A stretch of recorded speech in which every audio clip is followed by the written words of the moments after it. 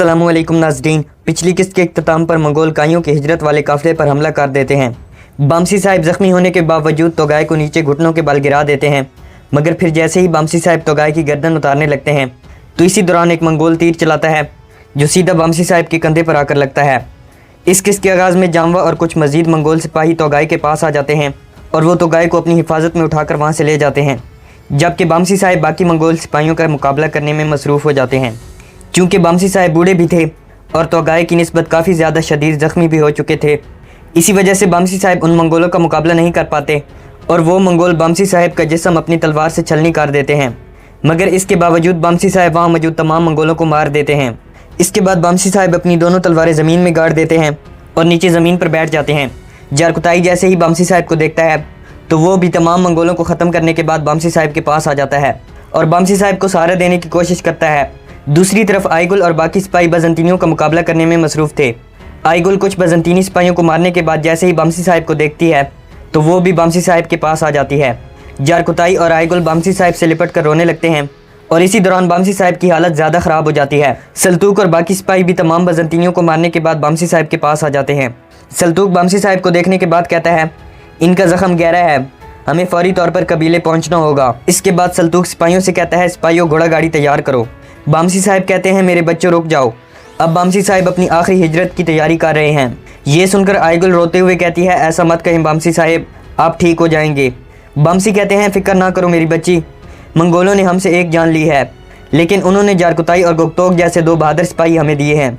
इसी दौरान उस्मान भी अपने सिपाहियों के साथ वहाँ पर पहुँच जाते हैं। उस्मान अपने घोड़े से नीचे आते हैं और उस्मान की नज़र बामसी साहिब पर पड़ जाती है। इसके बाद उस्मान और बाकी सिपाही भी बामसी साहिब के पास आकर बैठ जाते हैं। बामसी साहिब को देखते ही उस्मान की आंखों से आंसू आ जाते हैं और उस्मान बामसी साहिब को मुंह से पकड़ते हुए पूछते हैं, मुझे बताएं क्या हुआ था। बामसी साहिब कहते हैं, मेरे शेर अर्तुगरुल गाजी के बहादुर बेटे, मैं बहुत परेशान था कि मैं शहीद नहीं हुआ। उस्मान कहते हैं, बामसी साहिब ऐसा मत कहें, आपने अभी बहुत सी जगहों पर हिजरत करनी है, आपकी बहुत सी मुहिमात होंगी। बामसी साहिब कहते हैं, बेटा तुम्हें नज़र नहीं आता, मेरा जिस्म मुझे मौत से नहीं बचा पाएगा। ये सुनकर सब लोग दुखी हो जाते हैं। बामसी साहिब उस्मान से कहते हैं, बेटा अब तुम अपने कबीले के साथ दूसरी जगहों पर हिजरत करोगे। गुक्तोक कहता है, बामसी साहिब हमें यतीम करके मत जाएं। बुरहान कहता है, हजूर ऐसा मत कहें। ये सुनकर बामसी साहिब बारी बारी तमाम सिपाहियों का नाम लेते हैं और फिर तौरान सिपाही से कहते हैं, क्या तुम मुझे मेरी तलवारें दे सकते हो। तौरान बामसी साहिब की तलवारें उठाकर बामसी साहिब को देता है तो बामसी साहिब अपनी दोनों तलवारें जारकुताई के हवाले करते हुए कहते हैं, अब ये तुम्हारी हैं। ये सुनकर जारकुताई बहुत ज़्यादा रोने लगता है। बामसी साहिब उस्मान से कहते हैं, उस्मान मेरे बेटों की हिफाजत करना और मैं जानता हूँ कि तुम मेरा इंतकाम भी लोगे, लेकिन पहले अपने अहदाफ पूरे करो। ये कहकर बामसी साहिब खांसने लगते हैं और फिर उस्मान से कहते हैं, उस्मान मुझे इसमें कोई शक नहीं है कि जो रियासत तुम कायम करोगे वो रियासत हमेशा कायम रहेगी, उस रियासत को हमेशा कायम रखना उस्मान। ये कहते हुए बामसी साहिब की हालत मज़ीद बिगड़ जाती है और वो अपने प्यारों के नाम लेने लगते हैं और कहते हैं, अब शहादत का वक्त आ गया है। इसके बाद बामसी साहिब कलमा शहादत पढ़ते हैं और अपनी जान अल्लाह के सुपुर्द कर देते हैं और इस तरह बामसी साहिब के एक अजीम दौर का इख्तिताम हो जाता है। बामसी साहिब की शहादत पर तमाम सिपाही दाड़े मारकर रोने लगते हैं और जारकुताई बामसी साहिब को सीने से लगाकर बाबा बाबा पुकारता है। उस्मान हसरत से कहते हैं, बामसी साहिब आप मेरे बाबा की याद थे, आप मेरे आबाओ अजदाद की सरजमीनों से आए हुए एक बहादुर सिपाही थे, आपको मुबारक हो, आप खुशकिस्मत हैं। आप खूबसूरत नाम वाले और ऊंची शान वाले हमारे आका नबी हज़रत मोहम्मद मुस्तफ़ा सल्लल्लाहु अलैहि वसल्लम से और अपने प्यारों से मुलाकात करने जा रहे हैं। आपके शहीद बेटे और आपकी खातून जिससे आप अपनी नज़रें नहीं हटाते थे, आपकी उनसे मुलाकात होगी। उस्मान कहते हैं, अब ये एक अहद ख़त्म हो चुका है। अर्तुगरुल गाजी के बेटे उस्मान साहिब का ये वादा है कि एक नए अहद का आगाज़ होगा। हमारे गुजर जाने वालों की शान के लिए अब ये मुबारक सरजमीनें जिनको आपने फ़तह किया है वो आपके इंतकाम से सैराब होंगी। उस्मान बामसी साहिब को मुंह से पकड़ते हुए कहते हैं, आप राहत की नींद सोएं। अगले सीन में उस्मान और उसके सिपाही जंगल में मंगोलों को तलाश कर रहे होते हैं। जारकुताई ज़मीन के साथ कान लगाकर तलाश करने की कोशिश करता है। सब लोग नीचे ज़मीन पर निशानात देख रहे थे। इसी दौरान उन्हें घोड़ों के कदमों की आवाज़ आती है तो गुक्तोक अपनी तलवार निकाल लेता है, मगर इसी दौरान आईगुल अपने सिपाहियों के साथ वहाँ आती है। आईगुल उस्मान को बताते हुए कहती है, ज़ख्मी सिपाही घोड़ों के पास हैं। बामसी साहिब और बाकी शोहदा की मैयतों को हिजरत करने वाले काफिले के साथ कबीले ले जाया जा रहा है। कुछ देर बाद गुंदूज भी अपने सिपाहियों के हमरा वहाँ आ जाते हैं। घोड़े से नीचे आने के बाद गुंदूज उस्मान को बताते हुए कहता है, उस तोगाई नामी कुत्ते और निकोला के किसी सिपाही का नामो निशान तक नहीं मिला। उस्मान एक तरफ जाते हुए कहता है, भाई हम तलाश जारी रखेंगे जब तक हम उन्हें ढूंढ नहीं लेते, चाहे वो इस ज़मीन के नीचे ही क्यों न छुप जाएं।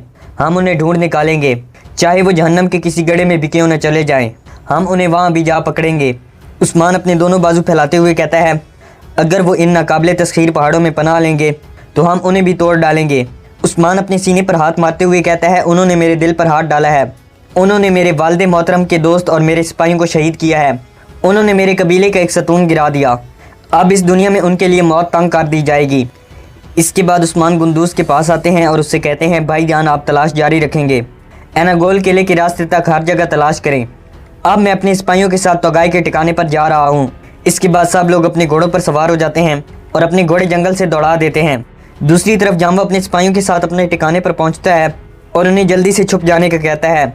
ये सुनकर तमाम मंगोल सिपाही छुपने लगते हैं। कुछ सिपाही घोड़ा गाड़ी में छुप जाते हैं, कुछ खैमों में और कुछ नीचे गढ़ों में छुप जाते हैं। इसके बाद एक फ्लैशबैक सीन दिखाया जाता है। जाम्बा और तोगाई अपने घोड़ों पर सवार होकर आ रहे थे।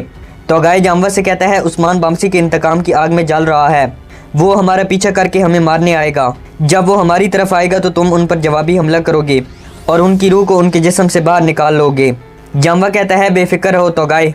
तोगाई कहता है, उस्मान जैसे गोकबोरों की कमज़ोरी उसका गुस्सा है, मैंने उसे ऐसी जगह फंसाया है कि उसकी स्याह आंखों में मौजूद गुस्सा उसे मौत तक लेकर जाएगा। फ्लैशबैक सीन खत्म होता है तो जाम्बा ऊंची आवाज़ में अपने सिपाहियों से कहता है, खून बहाने का वक्त आ गया है। दूसरी तरफ उस्मान जंगल में जारकुताई और कुछ सिपाहियों के साथ मंगोलों को तलाश कर रहे थे। इसी दौरान जारकुताई कुछ निशानात देखता है और फिर उस्मान से कहता है, जनाब वो यहाँ से गुजरे थे। उस्मान कहते हैं, वो अपने ठिकाने पर वापस जा रहे होंगे।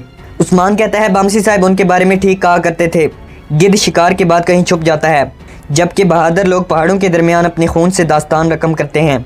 इसके बाद उस्मान और उसके सिपाही तोगाई के डेरे की जानिब बढ़ने लगते हैं। तोगाई के डेरे पर पहुंचकर उस्मान और उसके सिपाही मोहतात अंदाज इख्तियार कर लेते हैं। जब वो तोगाई के डेरे पर पहुंच जाते हैं तो उन्हें वहाँ कोई नज़र नहीं आता।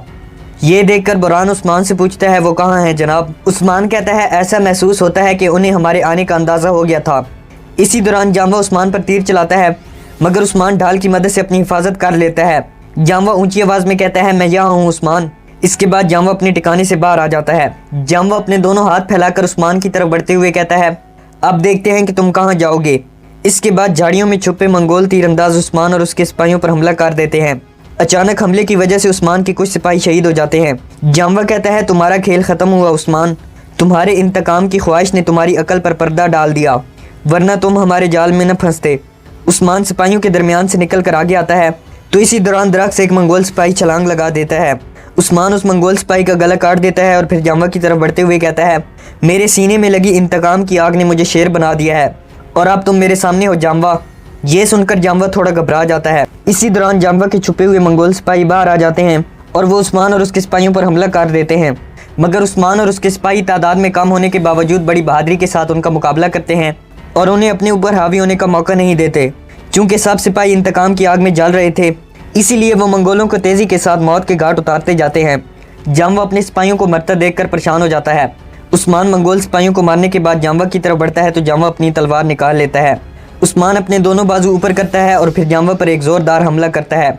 जाम्बा उस्मान का वार सह नहीं पाता और नीचे ज़मीन पर गिर जाता है। जाम्बा जैसे ही उठता है तो उस्मान जाम्बा पर हमला करके उसका बाजू ज़ख्मी कर देता है। इसके बाद जाम्बा कई मरतबा उठने की कोशिश करता है, मगर उस्मान उसकी ज़बरदस्त फेंटी लगाता है। इसी दौरान एक मंगोल सिपाही उस्मान के रास्ते में आ जाता है तो जाम्बा मौका देखते ही वहाँ से भाग जाता है। फिर कई मंगोल सिपाही उस्मान को घेर लेते हैं और उस्मान उनका मुकाबला करने में मसरूफ़ हो जाता है। आखिरकार उस्मान और उसके सिपाही डेरे पर मौजूद तमाम मंगोलों को ख़त्म करने में कामयाब हो जाते हैं। उस्मान ऊंची आवाज़ में कहता है, कहाँ हो तुम तोगाए? उस्मान के सिपाही इधर उधर देखकर तोगाए को तलाश करने लगते हैं तो उस्मान कहता है, अगर वो कुत्ता जाम्बा भाग गया है तो इसका मतलब है कि तोगाए यहाँ नहीं है। उस्मान अपने सिपाहियों से कहते हैं, हम कबीले वापस जा रहे हैं, अब हम बामसी साहब की आखिरी रसूमात को पूरा करेंगे और इसके बाद इन कफ़ार को भी ढूंढ निकालेंगे। ये कहकर उस्मान और उसके सिपाही तोगाए के डेरे से वापस चल पड़ते हैं और यहाँ पर इस एपिसोड का इख्तिताम हो जाता है।